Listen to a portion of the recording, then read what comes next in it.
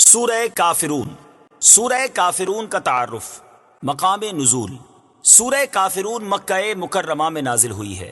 آیات، کلمات اور حروف کی تعداد: اس صورت میں 1 رکوع، 6 آیتیں، 26 کلمے اور 94 حروف ہیں. کافرون نام رکھنے کی وجہ: اس صورت کی پہلی آیت میں یہ لفظ موجود ہے، اس مناسبت سے اسے سورہ کافرون کہتے ہیں. سورہ کافرون کے فضائل: نمبر 1، حضرت فروہ بن نوفل رضی اللہ تعالی عنہ سے مروی ہے، حضور پرنور صلی اللہ تعالی علیہ وآلہ وسلم نے حضرت نوفل رضی اللہ تعالیٰ عنہ سے ارشاد فرمایا، تم قل یا ایھا الکافرون پڑھ کر سویا کرو کیونکہ یہ سورت شرک سے بری کرتی ہے. نمبر 2، حضرت سعد بن ابی وقاص رضی اللہ تعالی عنہ سے روایت ہے، نبی کریم صلی اللہ تعالی علیہ وآلہ وسلم نے ارشاد فرمایا، جس نے سورت قل یا ایھا الکافرون پڑھی تو گویا کہ اس نے قرآن مجید کے 4تھائی حصے کی تلاوت کی. سورہ کافرون کے مضامین: اس سورہ مبارکہ میں مشرکوں کے عمل سے بیزاری کا اظہار کیا گیا ہے اور کافروں کی اس امید کو ختم کر دیا گیا ہے کہ مسلمان اپنے دین اور اللہ تعالیٰ کی عبادت کے معاملے میں کبھی ان سے سمجھوتا کریں گے. سورہ کوثر کے ساتھ مناسبت: سورہ کافرون کی اپنے سے ماقبل سورت کوثر کے ساتھ مناسبت یہ ہے کہ سورہ کوثر میں حضور پرنور صلی اللہ تعالی علیہ وآلہ وسلم کو اللہ تعالیٰ کی عبادت کرتے رہنے کا حکم دیا گیا، اور سورہ کافرون میں یہ حکم دیا گیا کہ آپ صلی اللہ تعالیٰ علیہ وآلہ وسلم کافروں کو مخاطب کر کے یہ اعلان فرما دیں کہ میں صرف اپنے رب تعالیٰ کی عبادت کرتا رہوں گا اور جن بتوں کی تم پوجا کرتے ہو میں ان کی کبھی بھی پوجا نہیں کروں گا. درود پاک پڑھنے کے بے شمار فضائل و برکات ہیں. کعبے کے بدر الدجا، طیبہ کے شمس الضحیٰ صلی اللہ تعالی علیہ وسلم کا فرمان عالی شان ہے، جس کا مضمون ہے، قیامت کے دن میرے سب سے زیادہ نزدیک وہ ہوگا جس نے دنیا میں مجھ پر سب سے زیادہ درود پاک پڑھے ہوں گے. اب یہ جو حدیث پاک ہے بظاہر تو ون لائنر، ایک لائن کی حدیث ہے، لیکن اگر اس کے پیچھے جو انعام ہے نا، اس کے پیچھے جو ہمیں ریوارڈ عطا کیا جائے گا، اگر اس کا تصور کریں، پہلے تھوڑا سا غور کریں کہ قیامت کا دن کیسا ہوگا. دا موسٹ ڈیفیکلٹ ڈے، سب سے زیادہ اگر کوئی مشکل دن ہے نا تو وہ قیامت کا دن ہے. ٹھیک ہے، اور اس قیامت کے دن کیا کیا مشکل ہوگی؟ ایک ہی مشکل کافی تھی کہ زمین تانبے کی ہے، پیاس کے مارے لوگوں کا حال برا ہوگا، پسینے میں لوگ بکیاں کھا رہے ہوں گے، لیکن اس ایک مصیبت کے بعد بھی چھٹکارا نہیں. اسی ڈیفیکلٹی کے عالم میں، اسی گرمی کے عالم میں سوال و جواب ہوں گے. اب دنیا میں آپ کبھی کہیں کام کاج سے واپس آئیں، گرمی میں پسینے میں شرابور ہیں، اور گھر آئیں اور گھر والے سوال کرنا شروع کر دیں، کہاں گئے تھے، کیا کر کے آئے ہو، اچھا آج کیا ہوا، پورا دن کیسے گزرا؟ تو آپ کہتے ہیں تھوڑی دیر رک جائیں، ابھی میری کیفیت نہیں ہے جواب دینے کی، میں گرمی سے آیا ہوں، پسینے میں ہوں، تھوڑی دیر بعد بات کرتے ہیں، ابھی مجھے تھوڑا اکیلا چھوڑ دیں. ہوتا ہے نا ایسا کہ جب آپ تھکے ہوئے ہوتے ہیں تو آپ جواب سوال نہیں کر سکتے. You need some time for rest, آپ تھوڑا ریلیکس ہونے کے لیے وقت چاہیے. دنیا کی گرمی میں چند منٹوں کے بعد چند سوالوں کا جواب آپ نہیں دے پاتے. قیامت کی گرمی میں جو 50,000 سال کا دن ہوگا، ساری زندگی کا سوال و جواب دینا پڑے گا. نامہ اعمال کھولے جائیں گے، میزان عمل پر اعمال تولے جائیں گے، لوگوں کو کہا جائے گا اپنا اعمال نامہ پڑھ کر سناؤ. اچھا اس سے بھی فقط یہی نہیں، اس کے بعد پھر پل صراط سے بھی گزارا جائے گا. ایک کے بعد ایک مشکل ہے، ایک کے بعد ایک پریشانی ہے. اچھا ان تمام پریشانیوں پر نظر دوڑائیں، سولیوشن کہاں ہے، حل کہاں ہے، رسائی کس کی ہے، بات کس کی سنی جائے گی؟ تو پھر چلتے ہیں بریلی کے تاجدار کی بارگاہ میں کہ آپ بتائیے اتنا مشکل دن ہے ہم کیسے بچ پائیں گے؟ تو بریلی کے تاجدار تسلی دیتے ہیں کہ سنو، سنتے ہیں کہ محشر میں صرف ان کی رسائی ہے. There is nobody else. آقا کے علاوہ اور کوئی نہیں ہے. سنتے ہیں کہ محشر میں صرف ان کی رسائی ہے، گر ان کی رسائی ہے، لو جب تو بنائی ہے. اور اعلیٰ حضرت کہتے ہیں ٹھیک ہے گرمی ہوگی، بہت پیاس لگے گی، مگر سنو ٹھنڈا ٹھنڈا میٹھا میٹھا پیتے ہم ہیں، پلاتے یہ ہیں. وہ شربت پلائیں گے. دنیا میں آج اس وقت واقعی ہال میں گرمی ہو رہی ہے، ایک گلاس پانی پی لیں، 5-10 منٹ بعد پھر پیاس لگے گی، تھوڑی دیر بعد پھر پیاس لگے گی. سوچو قیامت کے دن تو کتنا پانی چاہیے ہوگا، مگر محشر کے دن جو آقا جام کوثر پلائیں گے نا، یہ ایسا شربت ہوگا جو ایک بار پی لے گا ہمیشہ پیاس ہی نہیں لگے گی. پیاس سے جان چھوٹ جائے گی، کیونکہ ٹھنڈا ٹھنڈا میٹھا میٹھا پیتے ہم ہیں، پلاتے یہ ہیں. اے رضا یہ تو بتاؤ اس دن اعمال نامے کھلیں گے، ہمیں تو پہلے ہی پتا ہے گناہ زیادہ ہیں، ہم تو شرمندہ ہو جائیں گے، ہم تو رسوا ہو جائیں گے، ہمارا بنے گا کیا؟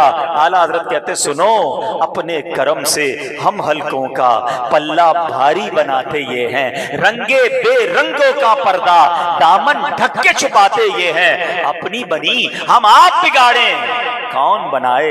بناتے یہ ہیں. اعلیٰ حضرت سے عرض کرتے حضور اس دن تو ماں بھی نہیں پوچھے گی، والد بھی جواب نہیں دے گا، نفسا نفسی کا دور ہوگا، ہم کس کے پاس جائیں گے مدد لینے کے لیے؟ سنو میرے رضا کہتے ہیں ماں جب اکلوتے کو چھوڑے، ماں بھی چھوڑ دے گی قیامت کے دن، نہیں جواب دے گی، مگر کون ہوگا؟ ماں جب اکلوتے کو چھوڑے آ آ کہہ کے بلاتے یہ ہیں. باپ جہاں بیٹے سے بھاگے لطف وہاں فرماتے یہ ہیں. اے رضا پل صراط سے گزرنا ہے، تلوار سے زیادہ تیز ہے، بال سے زیادہ باریک ہے، لوگ کٹ کٹ کر جہنم میں گر رہے ہوں گے. اے رضا ہمارا کیا بنے گا؟ اعلیٰ حضرت کہتے ہیں گھبرانا نہیں ہے، کیونکہ سلم سلم کی ڈھارس سے پل سے پار چلاتے یہ ہیں. میرے رضا کا تخیل دیکھو، نبی پاک کی رحمت پر یقین دیکھو. اعلیٰ حضرت کہتے ہیں واقعی پل صراط بڑا مشکل ہے، مگر دیکھو آقا صدا لگا رہے ہیں اور رب ان کی بات ٹالتا نہیں ہے. اعلیٰ حضرت کہتے ہیں ڈرتے ہوئے نہیں گزرنا، گھبراتے ہوئے نہیں گزرنا. اے عاشق رسول اگر دل میں واقعی عشق رسول ہے تو پل صراط سے وجد کرتے ہوئے گزریں گے. میرے رضا کہتے ہیں رضا پل سے اب وجد کرتے گزریے. کمال کی بات ہے، اتنی گھبراہٹ ہوگی، اتنی بے چینی ہوگی. وجد تو وہ کرتا ہے جس کو یقین بھی ہو، جو شادمان بھی ہو، جو جناب یقین کی کیفیت میں ہو. اعلیٰ حضرت کہتے ہیں کیوں یقین نہ کروں؟ آقا اسی پل کے کنارے رب سلم امتی کی صدا بلند کر رہے ہوں گے. رضا پل سے اب وجد کرتے گزریے کہ ہے رب سلم صدائے محمد. لوگ کہتے ہیں اعلیٰ حضرت کا نام کیوں لیتے ہو، یوم رضا کیوں مناتے ہو؟ ارے تم بار بار بریلی کے تاجدار کا ذکر کیوں کرتے ہو؟ ارے انہوں نے سکھایا ہے آقا سے محبت کیسے کرنی ہے، آقا پر یقین کیسے رکھنا ہے، ان کی رحمت کو پہچاننا کیسے ہے. ابھی تو درود پاک کی فضیلت پر بات چل رہی ہے تو اعلیٰ حضرت کی زبانی ہمیں محشر کا نقشہ سمجھ آ رہا ہے. رضا کہتے ہیں سنو، محشر کے دن جب لوگ گھبرائے ہوئے ہوں گے نا، ہم پتہ ہے پل صراط سے کیسے گزریں گے؟ وہ کہتے پائے کوباں پل سے گزریں گے تیری آواز پر. پائے کوبا کہتے ہیں جمے ہوئے پیر پر اعتماد طریقے سے. حضور آپ کی آواز آ رہی ہوگی ہم گناہگاروں کو. پائے کوبا پل سے گزریں گے تیری آواز پر، رب سلم کی صدا پر وجد لاتے جائیں گے. اے میرے پیارے اسلامی بھائیوں، یہ ساری باتیں سننے کے بعد پھر میں آتا ہوں اسی حدیث کی طرف. اب ذرا نقشہ محشر کا دماغ میں تازہ ہوا. اب سمجھو بات کو کہ جو پیارے آقا کے قریب ہو جائے گا محشر کے دن، جو نبی پاک کے قریب ہوگا، سوچو اس کے کام تو آسان ہو جائیں گے نا. اور قریب کیسے ہو سکے گا؟ آج اتنا بڑا مجمع ہے ماشاءاللہ، ہزاروں اسلامی بھائی ہیں. اگر سب سارے مل کر کسی ایک بندے سے ملنا چاہیں، مشکل ہو جائے گا اس بندے کے لیے. سب کے لیے بھی مشکل ہو جائے گا، اس بندے کے لیے بھی مشکل ہو جائے گا کہ اتنے لوگوں سے کیسے ملوں گا. کبھی سوچا ہے قیامت کے دن کتنے لوگ ہوں گے؟ آپ میں سے جنہوں نے حج کیا ہے نا وہ میری بات ذرا جلدی سمجھیں گے، جنہوں نے نہیں کیا اللہ انہیں بھی حج عطا فرمائے، باقیوں کو بھی بار بار عطا فرمائے. میدان عرفات میں اپروکسیمیٹلی کم و بیش 35 لاکھ لوگ ہوتے تھے حج پہ، ٹھیک ہے؟ 35 لاکھ حاجیوں میں جو عرفات میں ہوتا تھا نا، اسے پتا ہے کہ وہ تواڑی پنجابی وچ کہتے ہیں نا، لگ پتا جاتا تھا کہ پبلک کہتے کس کو ہیں. اتنی عوام سر ہی سر عرفات میں لوگ کھوتے تھے پھر ملتے نہیں تھے. سوچو 35 لاکھ میں یہ عالم ہے، قیامت میں کتنے لوگ ہوں گے؟ 8 ارب کے قریب بتایا جاتا ہے، 7.8 ارب ابھی آبادی ہے دنیا کی. یہ سارے لوگ ہوں گے. حضرت آدم سے لے کر قیامت تک جتنے انسان دنیا میں آئیں گے سارے ہوں گے. اس کا مطلب اربوں خربوں لوگ میدان محشر میں ہوں گے. تو پھر ہم کیسے پہنچیں گے نبی پاک کے پاس؟ ہماری باری کب آئے گی؟ ہم کتنا قریب ہو سکیں گے؟ سوچو اتنا رش. اب اس رش میں قریب ہونے کا فارمولہ نبی پاک نے خود ہی عطا فرما دیا ہے. جو جتنا درود پڑھے گا اتنا قریب ہوگا۔ اب آپ کی مرضی، تھوڑی مرضی ہے کتنے درود پڑھنے ہیں۔ ایک تصور بتاتا ہوں، کبھی کبھی میں نے کرنے کی کوشش کی ہے، اچھی بات ہے تو میں کہتا ہوں چلو آپ کو بھی بتا دیتا ہوں، پریکٹس کرنا کبھی آنکھیں بند کر کے کسی ایسی جگہ پہ جہاں آپ واک کر سکتے ہو نا، تو ہاتھ میں تسبیح لینا اور درود پاک اس نیت سے پڑھنا کہ میں جتنے درود پڑھ رہا ہوں اتنے قدم نبی پاک کے قریب ہو رہا ہوں۔ محشر کا میدان ہے، میں جتنے درود پڑھ رہا ہوں آقا کے قریب ہو رہا ہوں، جتنے درود پڑھ رہا ہوں آقا کے قریب ہو رہا ہوں۔ تسبیح رکھنے کو دل نہیں چاہے گا، بندہ کہے گا اور تھوڑے پڑھ لوں اور محبوب کے قریب ہو جاؤں۔ تو یہ کمال کا فارمولہ ہے۔ خدارا یہ فضول کاموں سے اپنے آپ کو بچائیے۔ آج کل گھنٹوں ہمارا موبائل لے جاتا ہے ہم سے، موبائل پر جناب 2-2 3-3 گھنٹے لگا دیں گے، پورے دن میں درود نہیں پڑھیں گے۔ میں بھی نیت کروں اور آپ بھی نیت کریں کہ روزانہ کثرت کے ساتھ درود پاک پڑھیں گے۔ صلو علی الحبیب صلی اللہ تعالی علی محمد صلی اللہ علیہ وسلم۔ انشاءاللہ ہم کچھ، چونکہ عاشق ماہ رسالت کا ذکر کرنا ہے، فنا پھر رسول کے مرتبے پر فائز ایک ہستی کا ذکر کرنا ہے، تو پہلے کچھ یہ جانتے ہیں کہ عشق رسول دراصل ہے کیا، عشق کہتے کس کو ہیں، اور اسلام میں ہمارے دین میں عشق رسول کی اہمیت کیا ہے۔ عشق کہتے ہیں، امام محمد غزالی رحمۃ اللہ تعالی علیہ اس کی تعریف بیان کرتے ہیں کہ طبیعت کا کسی لذیذ شے کی طرف مائل ہو جانا محبت کہلاتا ہے، اور جب یہ میلان قوی اور پختہ ہو جائے، شدید ہو جائے، تو اسے عشق کہتے ہیں۔ اچھا، اب عشق رسول جو ہے ہمارے ایمان میں اس کی کیا حیثیت ہے، یا یہ سمجھنا بہت ضروری ہے۔ محمد کی محبت دین حق کی شرط اول ہے، اسی میں ہو اگر خامی تو سب کچھ نامکمل ہے، کی محمد سے وفا تو نے صلی اللہ تعالی علیہ وسلم، تو ہم تیرے ہیں، یہ جہاں چیز ہے کیا، لوح و قلم تیرے ہیں۔ پہلے بات سمجھنی ہوگی، ساری زندگی کوئی اللہ اللہ کرتا رہے، لا الہ الا اللہ کہتا رہے، لیکن نبی پاک کو اپنا آقا نہ جانے، اپنا مولا نہ جانے، اللہ کا رسول نہ مانے، آخری نبی نہ مانے، دل کی گہرائیوں سے نبی پاک سے محبت نہ کرے، اس کا ایمان کمپلیٹ نہیں ہو سکتا ہے۔ تو پتہ چلا سرکار دو عالم علیہ الصلوۃ والسلام کی ذات وہ ہے جن سے محبت ہمارے ایمان کا تقاضا ہے۔ اچھا جناب، یہ تو ہر مسلمان کہتا ہے کہ میں نبی پاک کا امتی، مجھے ان سے بڑا پیار ہے، لیکن کیا پیار اور محبت کا کوئی لیول بھی ہے کہ کتنا پیار ہونا چاہیے؟ نبی پاک سے اگر عشق کرنا اسلام میں ضروری ہے، ایمان کے لیے ضروری ہے، وہ تو ہم سب کہیں گے، ہم سب کرتے ہیں، بھائی کون مسلمان ہے جو نہیں کرتا؟ لیکن ایک اور بات بھی سمجھنی ہے، کتنا پیار کرنا ضروری ہے۔ سنو، ایک حدیث سناتا ہوں اور ایک واقعہ سناتا ہوں تاکہ یہ پیرامیٹر سمجھ آ جائے۔ آقا فرماتے ہیں، لا یؤمن احدکم حتی اکون احب الیہ من والدہ وولدہ والناس اجمعین۔ میرے آقا کہتے ہیں تم میں سے کوئی بھی اس وقت تک کامل مومن نہیں ہو سکتا، ایمان کی کمپلیشن پر نہیں پہنچ سکتا، جب تک میں اس کے نزدیک اس کی اولاد، اس کے والد اور اس کے تمام جاننے والے رشتہ داروں سے زیادہ محبوب نہ ہو جاؤں۔ اس کا مطلب کیا ہوا کہ عشق کرنا ہے نبی پاک سے، مگر سب سے زیادہ کرنا ہے۔ حضرت عمر رضی اللہ تعالیٰ عنہ نے ایک بار کیا کہا، اوائل تھے اسلام کے، کہتے حضور اپنی جان کے علاوہ میں آپ سے سب سے زیادہ محبت کرتا ہوں، باقی تمام چیزوں سے زیادہ میں آپ سے محبت کرتا ہوں سوائے اپنی جان کے۔ نبی پاک نے پتہ کیا فرمایا؟ فرمایا، اے عمر ابھی تمہارا ایمان کامل نہیں ہوا ہے۔ حضرت عمر نے کہا حضور اب میں اپنی جان سے بھی زیادہ آپ سے محبت کرتا ہوں۔ آقا نے فرمایا، اے عمر اب تمہارا ایمان مکمل ہوا ہے۔ تو پتہ چلا کہ ایمان کمپلیٹ کب ہوگا؟ جب سب سے زیادہ نبی پاک سے محبت کرنی ہے۔ اب یہاں ایک لاجیکلی سوال آتا ہے، بڑا اہم سوال ہے، ذرا نوجوان جلدی سمجھیں گے میری بات کو، کہ جناب محبت تو ہوتی نہیں ہے، کہ محبت کی نہیں جاتی، وہ تو ہو جاتی ہے۔ کسی کو زبردستی پیار نہیں کروایا جا سکتا کہ بھائی تم اس سے محبت کرو، تمہارے ساتھ رہتا ہے اس سے محبت کرو، نہیں۔ محبت ایک جذبے کا نام ہے جو کسی نہ کسی وجہ سے ہوتی ہے۔ اچھا، اب محبت کی وجوہات کیا ہے؟ What is the reason of love? ہم کیسے کسی کے افیکشن میں، کسی کی محبت میں گرفتار ہوتے ہیں؟ تو بڑی کمال کی علماء نے بحث کرنے کے بعد تین وجوہات تلاش کی ہیں کہ محبت جو ہے نا وہ یا تو کوئی بڑا حسین و جمیل ہوتا ہے، اس سے ہو جاتی ہے، انسان فطرتاً حسین چیز کی طرف اٹریکٹ ہوتا ہے، اس کو دیکھ کر اسے اچھا لگتا ہے، یا پھر حسین نہیں ہوتا لیکن بڑا باکمال ہوتا ہے، اسپیشل، دوسرے لوگوں سے ہٹ کر ہوتا ہے۔ آپ دیکھیے بعض اوقات بڑے عجیب و غریب کھلاڑی ہوتے ہیں، رنگ ان کا کالا ہوتا ہے، بڑے عجیب سی چہرے ہوتے ہیں، لوگ ان کے فین ہوتے ہیں، کیوں؟ کمال ہوتا ہے ان کے اندر، باقیوں سے وہ ہٹ کر ہوتے ہیں، اسپیشل ہوتے ہیں، فین فالوئنگ بن جاتی ہے۔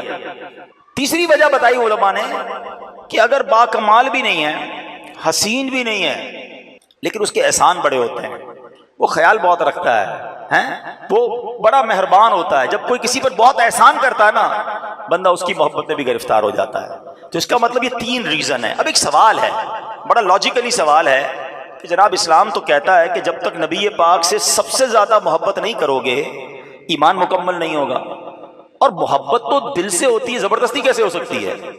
تو آئیے آج یہ دیکھتے ہیں کہ ان 3 چیزوں میں جو ریزنز ہیں، کیا نبی پاک سے محبت کرنی ہے، اسلام ایمان کہتا ہے یہ ضروری ہے، تو یہ تینوں چیزیں نبی پاک میں کس درجے میں موجود ہیں؟ اب ذرا پہلی بات کرتے ہیں۔ دیکھو ذکر رضا ساتھ ساتھ ہوتا رہے گا، اعلیٰ حضرت کی شان دیکھو، نبی پاک کا ذکر کرے ذکر رضا ساتھ ہی ہو جاتا ہے۔ یہ ہے عاشق کی بات کہ جب محبوب کی بات کرو تو محب کا ذکر ہو جاتا ہے۔ اب سنو ذرا، اگر واقعی کسی حسین سے محبت کرنی ہے، ٹھیک ہے، تو بتاؤ کائنات میں میرے آقا جیسا حسین کون ہے؟ حسن تو مکمل جب ہوتا ہے جب نبی پاک کے قدموں کی حاضری دیتا ہے۔ کائنات میں میرے آقا سے پہلے سب سے زیادہ حسین ہستی جو ہیں وہ حضرت یوسف علیہ الصلوۃ والسلام تھے۔ جناب ان جیسا حسین کائنات میں کوئی نہیں آیا، مگر پوچھو بی بی عائشہ صدیقہ رضی اللہ تعالی عنہا سے، وہ کہتی ہیں، ان کی جو قول ہے اس کا مضمون ہے کہ مصر کی عورتوں نے جب حضرت یوسف کو دیکھا تھا اپنی انگلیاں کاٹ دی، میرے محبوب کو دیکھتی تو اپنا دل کاٹ کر رکھ دیتی۔ آقا جیسا حسین کائنات میں کوئی نہیں آیا۔ بریلی کے تاجدار امام عشق و محبت اسی بات کو سمجھاتے ہیں، کہتے حسن یوسف پہ کٹیں مصر میں انگشت زنا۔ اب تھوڑا سا آپ کا میں توجہ چاہوں گا تاکہ آپ کو اندازہ ہو کہ اعلیٰ حضرت کو اللہ نے قلم کیسا دیا تھا، شاعری کی دنیا میں کیا مقام تھا، عشق رسول کے عالم میں کس طرح ڈوب کر آپ لکھتے تھے۔ جب بھی اعلیٰ حضرت کے اشعار آپ کو سمجھ آنے لگ جائیں گے نا، خدا کی قسم اعلیٰ حضرت سے بھی پیار بڑھ جائے گا، نبی پاک سے بھی پیار بڑھ جائے گا۔ ذرا اب یہ لفظ، یہ پہلے تو شعر سمجھیے گا۔ اعلیٰ حضرت کہتے ہیں حسن یوسف پہ کٹیں مصر میں انگشت زنا، سر کٹاتے ہیں تیرے نام پہ مردان عرب۔ حضور مصر کی عورتوں نے تو انگلیاں کاٹی تھیں، آپ کی شان وہ ہے کہ آپ کو بغیر دیکھے آپ کے نام پہ مردان عرب سر کٹانے کے لیے تیار رہتے ہیں۔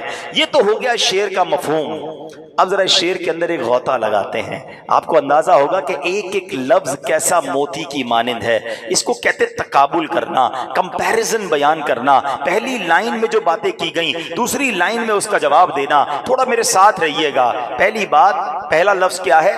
حسن۔ حضرت یوسف کا کیا دیکھا تھا انہوں نے؟ حسن دیکھا تھا، ایک چیز ہو گئی، ٹھیک ہے۔ دوسرا کس کا حسن دیکھا تھا؟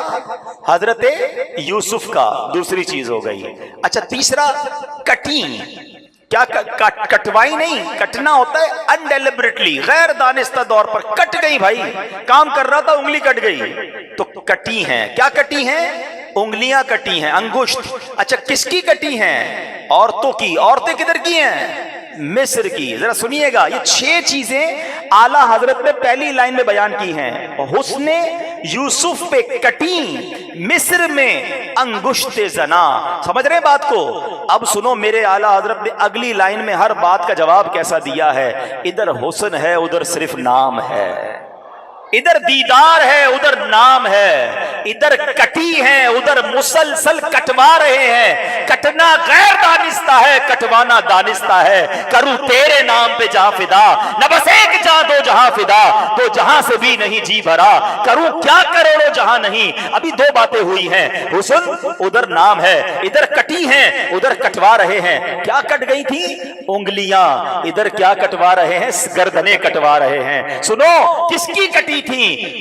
عورتوں کی، عورتیں ویسے ہی ناقص العقل ہوتی ہیں، ادھر مردانے عرب کٹوا رہے ہیں، مصر کی عورتیں ہیں، عرب کے مرد ہیں، 5 چیزیں ہو گئیں، اس نے یوسف پر کٹی، مصر میں انگشت زنا، ارے وہاں عورتوں کی انگلیاں نہیں، مردانے عرب کے سر کٹ رہے ہیں۔ اگر اس کو شاعری کی دنیا میں اس شعر پر علماء نے کتابیں لکھی ہیں کہ ایک شعر میں ایسا کمپیریزن بیان کرنا، یہ بریلی کے تاجدار کا خاصہ ہے۔ جبھی تو کہا جاتا ہے کہ ملک سخن کی شاہی، تم کو رضا مسلم، جس سمت آ گئے ہو سکے بٹھا دیے ہیں۔ اس نے آقا کی بات ہو رہی ہے، اللہ اکبر، اللہ کے حبیب کو اللہ نے کیسا حسن دیا۔ حضرت جابر بن سمورہ رضی اللہ تعالیٰ عنہ کہتے ہیں 14ویں رات تھی، ٹھیک ہے، کہتے ہیں میں 14ویں رات کو باہر آیا۔ آپ میں سے کبھی کچھ لوگ قافلے میں یا کبھی آپ کسی ٹریول میں کسی گاؤں میں چلے جائیں جہاں بلڈنگوں کی روشنی نہ ہو تو آسمان بڑا کلیئر نظر آتا ہے، تارے بڑے کلیئر نظر آتے ہیں، اور اگر 14ویں کا چاند ہو تو بڑا چمکدار نظر آتا ہے۔ اس زمانے میں تو لائٹیں نہیں تھیں۔ حضرت جابر بن سمورہ کہتے ہیں میں اپنے گھر سے باہر آیا، میں نے دیکھا 14ویں رات کا چاند ہے، بڑا خوبصورت لگ رہا ہے۔ میں نے سامنے دیکھا تو میرے آقا بھی جلوہ فرما تھے۔ میں کبھی 14ویں رات کے چاند کو دیکھتا، کبھی ماہ طیبہ کو دیکھتا، کبھی 14ویں رات کے چاند کو دیکھتا، پھر اپنے آقا کو دیکھتا، پھر 14ویں رات کے چاند کو دیکھتا، پھر میرے آقا کو دیکھتا۔ حضرت جابر کہتے ہیں واللہ میرے آقا 14ویں رات کے چاند سے بھی زیادہ خوبصورت ہے۔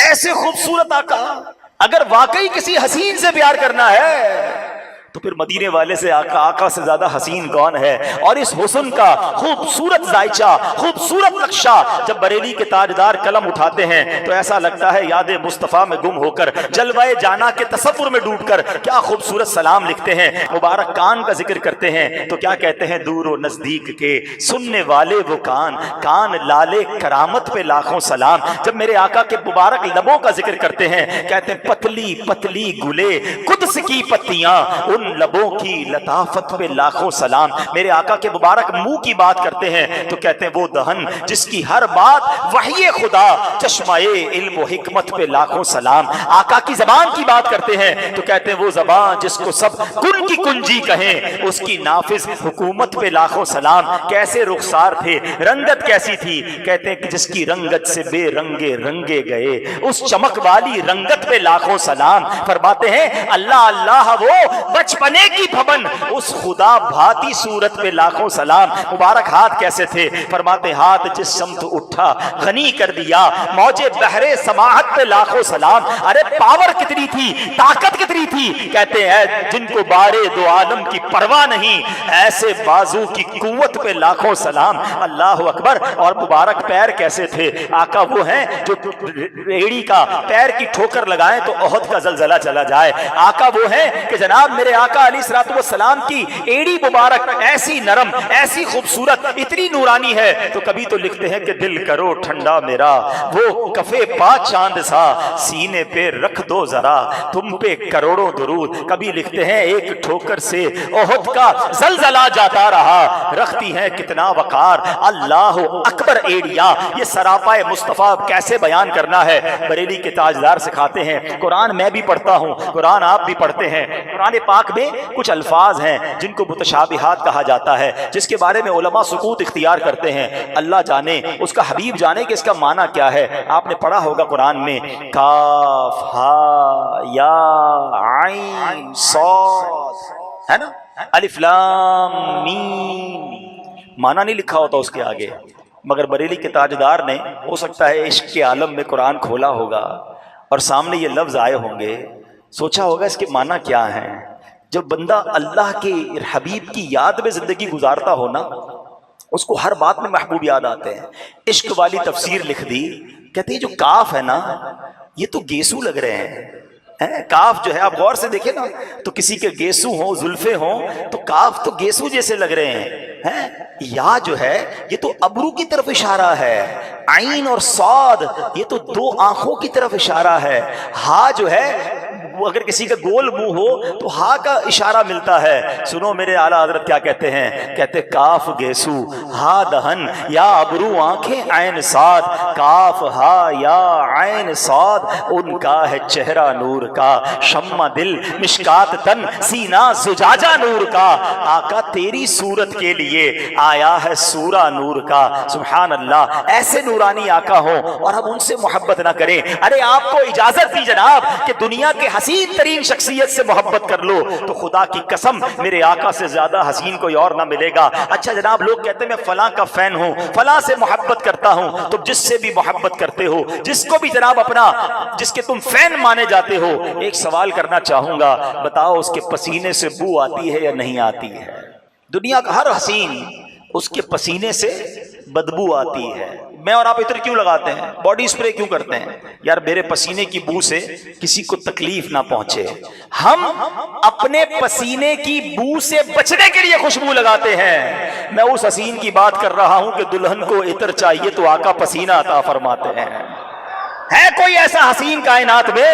اور یہی بات سیدی اعلیٰ حضرت سکھاتے ہیں, واللہ جو مل جائے میرے گل کا پسینہ, مانگے نہ کبھی عطر نہ پھر چاہے دلہن پھول. ایک اور سوال کرتا ہوں نوجوانوں سے جو آج دنیا میں کسی نہ کسی کے عشق میں, محبت میں, گناہوں بھری محبتوں میں پڑھ کر اپنی جوانی برباد کر رہے ہیں. ارے محبت کرنی ہے, عشق کرنا ہے, فدا ہونا ہے تو بریلی کے تاجدار سکھاتے ہیں کہ مصطفیٰ کریم پر فدا ہو جاؤ. میں آپ سے پوچھتا ہوں, جس حسین سے محبت ہے بتاؤ اس کا تھوک کیسا ہے؟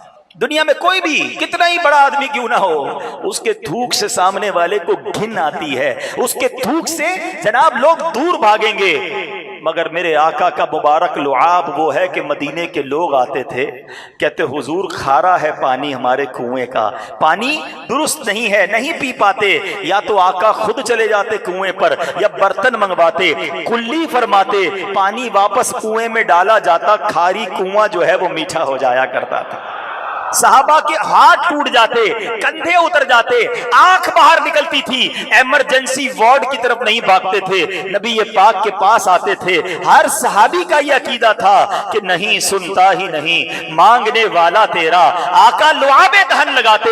حضرت ابو قتادہ کی جب آنکھ باہر آئی نا, اور میرے آقا نے جنگ احد میں وہاں پر لعاب لگا کر واپس آنکھ لگائی, ابو قتادہ کہتے ہیں پہلی آنکھ جو پہلے سے درست تھی, جب سے آقا نے یہ والی آنکھ لگائی ہے, اپنا مبارک لعاب لگایا ہے, پہلی آنکھ سے زیادہ اچھا دیکھنے لگ گئی ہے. ہے کوئی ایسا کمال والا, ہے کوئی ایسا حسین, پھر کیوں کسی اور کے در پر جائیں؟ اللہ اکبر. نبی پاک کا یہ کمال ہے کہ عشق اگر واقعی تین چیزوں کی وجہ سے ہوتا ہے تو حسن میں بے مثال میرے آقا ہیں. دوسرا ریزن, لوگ کہتے ہیں یار محبت اس لیے ہوتی ہے کہ سامنے والا اسپیشل ہوتا ہے, سامنے والا باقی لوگوں سے ہٹ کر ہے, اس کے پاس جو کمال ہے نا وہ کسی کے پاس نہیں ہے. چلو یہ بات بھی مان لیتے ہیں کہ محبت کرنی ہے تو با کمال سے کرنی ہے. اب آؤ مجھے بتاؤ میرے آقا سے زیادہ با کمال کون ہے؟ ارے کمال جب تک نبی پاک کے قدموں کا بوسہ نہیں دیتا اس کو خود کمال حاصل نہیں ہوتا. میرے آقا کے کمال کا عالم تو یہ ہے کہ سر عرش پر ہے تیری گزر, دل فرش پر ہے تیری نظر. بریلی کے تاجدار بتا رہے ہیں کہ سنو کمال کیسا, گزر کہاں ہے؟ عرش پر گزر ہے, اور نظر کدھر ہے؟ دل کی خیالات پر بھی نظر ہے. سر عرش پر ہے تیری گزر, دل فرش پر ہے تیری نظر. ملکوت و ملک میں کوئی شے نہیں وہ جو تجھ پہ آیا نہیں. سبحان اللہ. اگر سارے کمال ایک طرف, ایک شرف دنیا میں اگر کسی کو حاصل ہے تو فقط مدینے والے آقا کو حاصل ہے, کیونکہ دنیا کا سب سے بڑا غیب جو ہے نا وہ اللہ رب العزت ہے. اللہ کو کسی نے نہیں دیکھا, اللہ کو, اللہ تبارک و تعالیٰ سب سے بڑا غیب ہے. مگر جب رب عز و جل نے اپنے حبیب کو شب معراج بلایا تو اپنا دیدار کروایا, سب سے بڑا غیب بھی آشکار کر دیا. میرے رضا لکھتے ہیں اور کوئی غیب کیا,